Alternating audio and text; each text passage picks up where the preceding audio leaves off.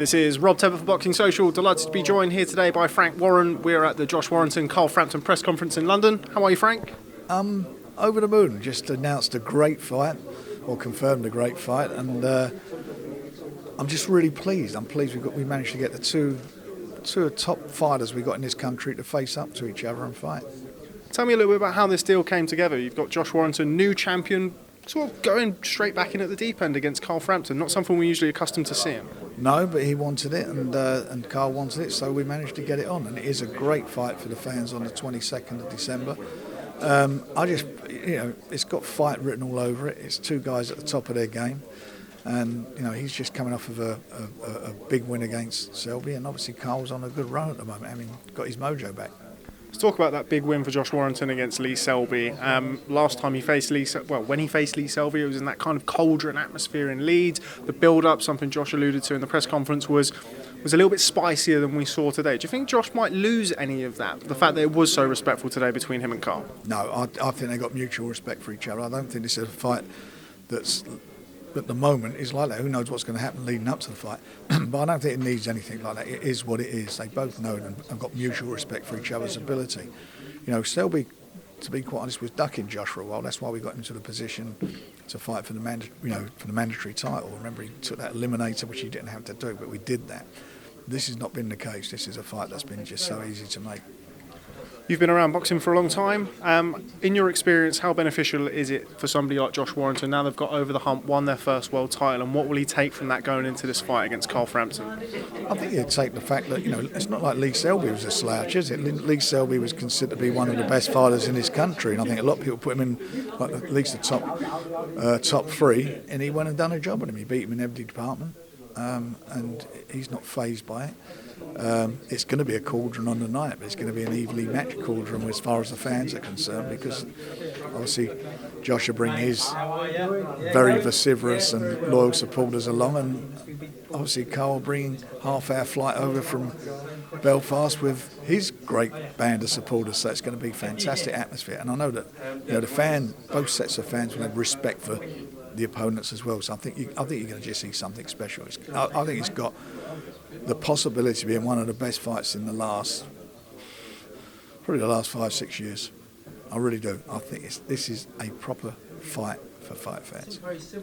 Now, a couple of years ago, people would have probably looked at this fight as something of an uneven contest, maybe a bit of a mismatch. Carl's been at the top level for a long time. Josh has sort of only just arrived there. What's changed in those couple of years that now make this such an intriguing fight? Well, that's what's changed. It's a couple of years on. Since then, Josh has become more mature, become a much better fighter.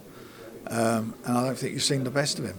I just feel that's what's happened. And you've got Carl, who had a lot of problems behind the scenes, which probably may have affected some of his preparation and some of his fights in the past, is now in a good place mentally and certainly physically, and he's well up for it. So I think you've got both of them at the top of their game, and that's why I feel that it's going to be so special. I know that Carl doesn't underestimate Josh whatsoever, no more than Josh underestimates Carl. Josh Warrington, if he comes through this fight, probably has something of a claim as Fighter of the Year, certainly in Britain. Would you agree with that? Yeah, I think he should be well up there for that win over Selby. That was a fantastic win. And I think that's before you even start. But it certainly would do if he does it. Whoever comes out of the fight as the winner, I think it's going to be Fighter of the Year. Because it's going to be Fighter of the Year. It will be that. It will be a great fight. That's the only way these two guys know how to fight.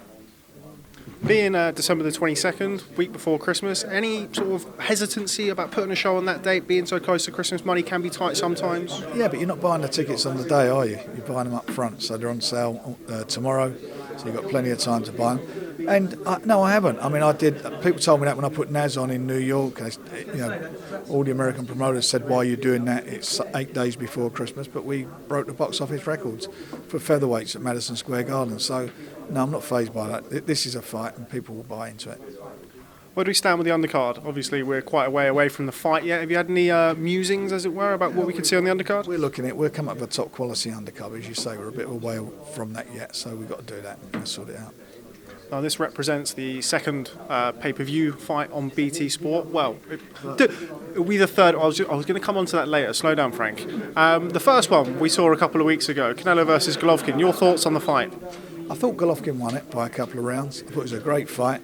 But it is what it is, and I'm sure they'll get it on again. But I thought it was a great fight, and I thought Canelo fought much better than he did in the first fight, but I thought Golovkin did enough to win. Something that's sort of flown around with that fight, the fact that it was, I mean, in my opinion, a very close fight that could have gone either way, but a lot of people are kind of decrying it as a robbery. Do you see it as a robbery, or do you see it as a fight that could have gone either way? Well, if I was Golovkin, I'd be very, very upset. But there were some rounds that were pretty close, and you may have given them to Canelo. But the way I was looking at the fight, I thought he won it by at least 2 rounds. Would it ever, I mean, you've got Billy Joe Saunders in your stable, would it ever put you off potentially sending him out to Las Vegas to fight Canelo Alvarez, those kind of cards? Well, I don't like this thing of, where you can't have neutral judges. I don't think that Vegas, it's one of the unfortunate things when you go to Vegas, that they insist that they appoint the officials, and invariably they're all American officials. I don't think that should be the case. I think it should be, they should be neutral officials. I think that's how it should be. I think it should be a pool of officials that are neutral, and they get picked from them. I mean, I would be very, very unhappy with that. While we're hovering around the subject of Billy Joe Saunders, some controversy recently. We saw a video that was circulated across social media of Billy Joe Saunders. Just wondered if you saw it. Of course I see it. Yeah, I did. Your thoughts on it?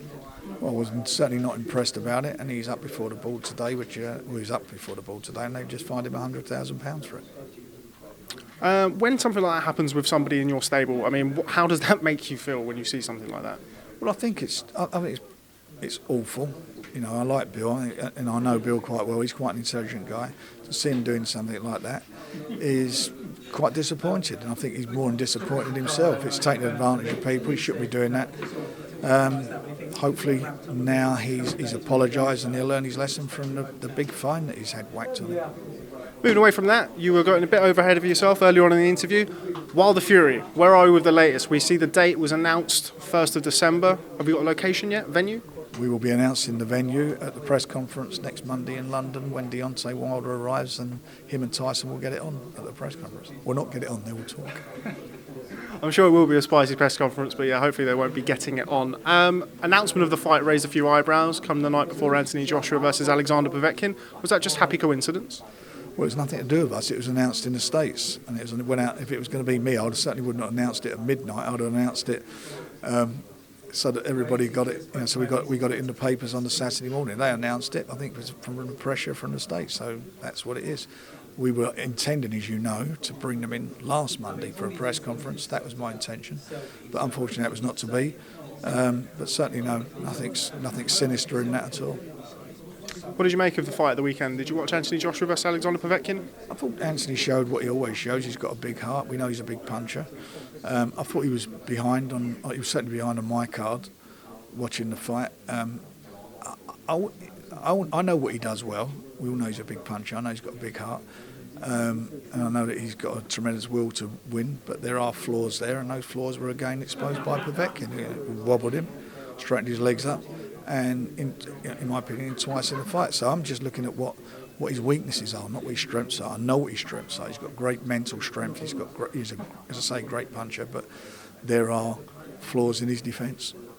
After the fight, he announced a poll on his Twitter, included Tyson Fury and Deontay Wilder in that. Is that just wishful thinking? What, from him? He hasn't got a wish for that. That wish could come true immediately. He needs to go and talk to his promoters about that. They're the ones who don't want it. Yeah, they're talking about Deontay Wilder, aren't they? Dylan White. That's what they're talking about at the moment. So he needs to go and talk to them. But that's who he'll be fighting. Okay, just moving away from that. Next week we have a show in Leicester. Ahara Davis versus Jack Catterall. Talk to me a little bit about that fight. Two really good fighters, top of their game. Again, we've put them together. Great fight for the fans. It's a pick-em fight. I think they're very evenly matched, and I think that's going to be a bit of a cracker as well.